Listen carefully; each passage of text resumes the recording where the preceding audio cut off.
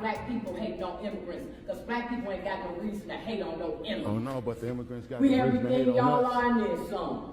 Let me tell you something. You get them signs down.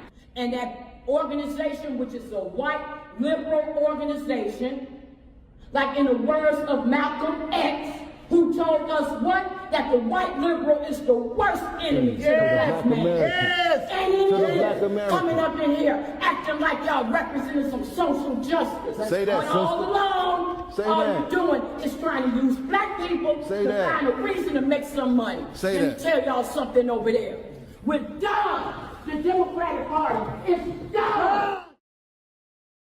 That woman, a Chicago resident, is going viral after her powerful rebuke of not only the Democratic Party, but white liberal condescension in the Windy City.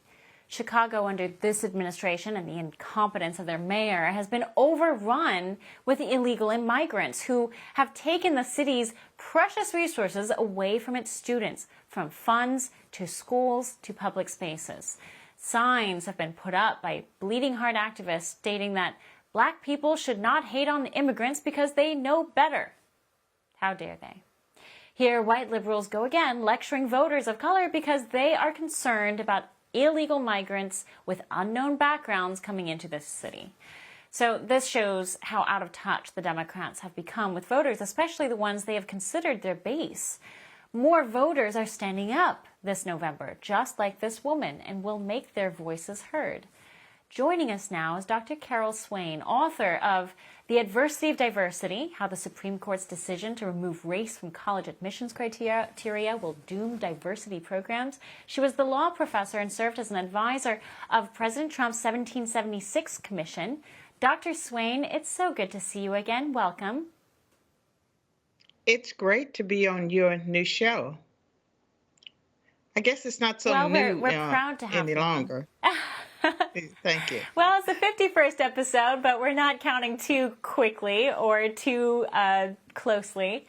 I wanted your take on that video we played earlier, that video of that woman in Chicago just roundly rebuking the Democrat Party. That was a very impassioned speech she gave. We're starting to see more and more of that. We're certainly at a moment in American history where you see more blacks choosing to lead the Democratic Party. Now, this doesn't mean that they're becoming Republicans. It means that they are not a group that Democrats can take for granted as they did in the past.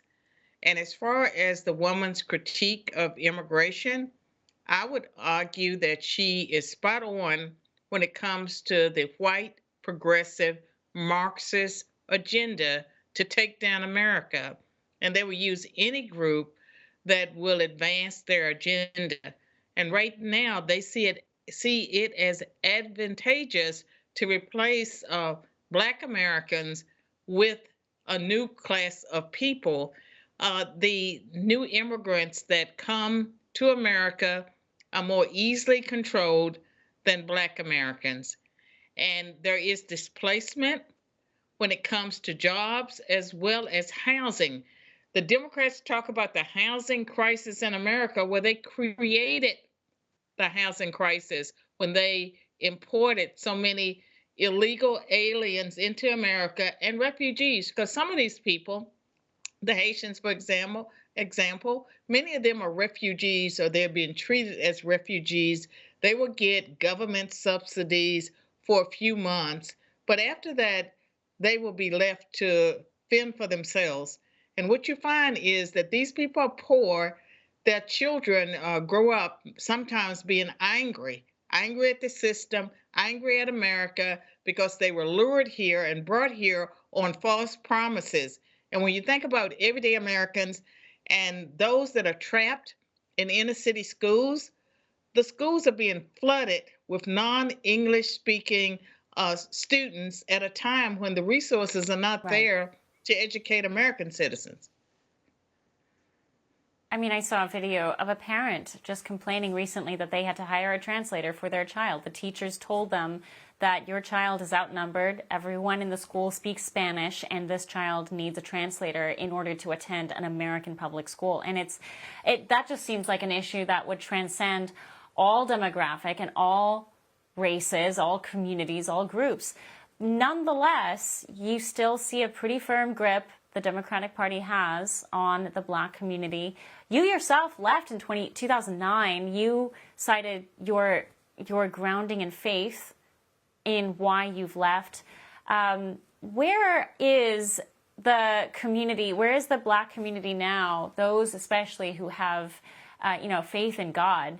Where do they stand now, looking at the Democratic Party and how it has handled not only issues on family and the unborn life, but on every other issue, especially having to do with one's personal decisions?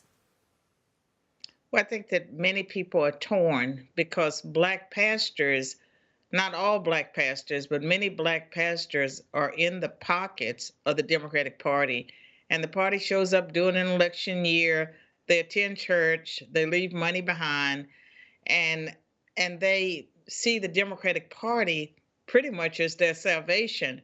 And for many Black churches and Black people, it seems like they have traded God for government. But there are devout Christian and religious believers in those places that are leaving, and you are seeing more integration in churches that may have been predominantly white at some point, such as the Southern Baptist. There's more diversity taking place because Black people are leaving. And I think that God and biblical values about how we should live our lives, that has gotten lost. And that's one of the reasons in the Black community that there's so much chaos and violence and dysfunction any way you cut it. And what the Democrats have to offer Black people is not something that any thinking Black person would want. Defunding the police hurts Black people because their communities tend to be the more crime-ridden. When progressives and their liberal prosecutors release criminals back on the streets, they go home and they prey on people in their neighborhoods. And so everyday Black people are the losers when it comes to progressives. And I can tell you that during the time I was in academia, the most racist statements would come out of the mouths of white progressives. And they are some of the biggest supporters of affirmative action and DEI and CRT. And they will speak very openly. They believe racial and ethnic minorities are inferior. And if you hold them to the same standards, you will get lily white institutions. And they choose to ignore the success stories that defy their beliefs. People that have been successful meeting the same standards, they don't want anyone to know about those people. They want people they can control. And so you have situations such as, I'm going to pick on Claudine Gay, the Black woman who became president of Harvard University, who plagiarized about 3/4 of her work. You. She was elevated. Yes, I was among the people that she plagiarized. She was elevated and rewarded because she fit what the white progressives wanted. I mean, our audience, I know a lot of our audience is familiar with your work, Dr. Swain, but I'll say it because you won't. I mean, the body of work you have in academia, published works, are just extraordinary. And you've really done some incredible original thinking in this space. And naturally, you have someone like Claudine Gay, the former president of Harvard, plagiarizing a lot of what she has done off of works like yours. And there's no retribution except for her to just walk away, quietly disappear. And she's still a part of the Harvard faculty, and that's stunning to me. And it is testament to the kind of the moral shakiness that the Democrat Party tolerates, the left tolerates. And I guess my last question for you is, why does Kamala Harris have such a tough time resonating with Black Americans today? Well, I mean, I hope that she's having a hard time resonating with most of them because, I mean, she almost mocks Black people with her attempt to sound Black, or when she wants to, put on her Southern drawl. All of these things that she does, and with her background, like she's become Black when it was convenient to be Black. and she has claimed her Indian heritage when it's convenient to claim her heritage. And for the most part, I think that when Black people look at her record and the things she stands for, and all the Black men that she imprisoned for low-level drug offenses when she was in California, I mean, she's a tough pill to swallow. And she's something that white progressives, they have chosen her. They have repackaged her, much like you might take a new cereal. They rolled her out, repackaged, and they're trying to sell her, to the public. And there's nothing there. There's no depth. And to me, she's purely someone who was elevated for the wrong reasons. And she's an embarrassment to me as a woman and also as a Black person. The fact that she's not qualified. There are Black people, who are qualified, who could have been, who could have reached the point of the vice presidency, who would have been better prepared for the job, who would have worked hard. She's not prepared for the job. There's no evidence that she is a hard worker. She's being sold to people. And the very idea that Democrats would be willing to go along with a scheme where a person who never won a primary, a presidential primary, would all of a sudden be able to walk into that position and be rolled out to the public, and they would rally around that person because the media says to do so. And if you're white and you don't rally around that person, you're a racist. And I have lost respect for white Democrat politicians and leaders that I once respected because they went along with the sham. Dr. Carol Swain, there's not a lot of people who can put it quite like you do. We always appreciate your insight. Thank you so much. Everyone knows the next medical crisis is just around the corner, whether it comes in the form of a pandemic or something much more mundane, like a tick bite. You and your family need to be prepared. That's where the Wellness Company comes in. You know the Wellness Company with their great doctors like Dr. Peter McCullough. The Wellness Company and their doctors are medical professionals that you can trust, and their line of prescription medical kits are the gold standard when it comes to keeping you safe and healthy.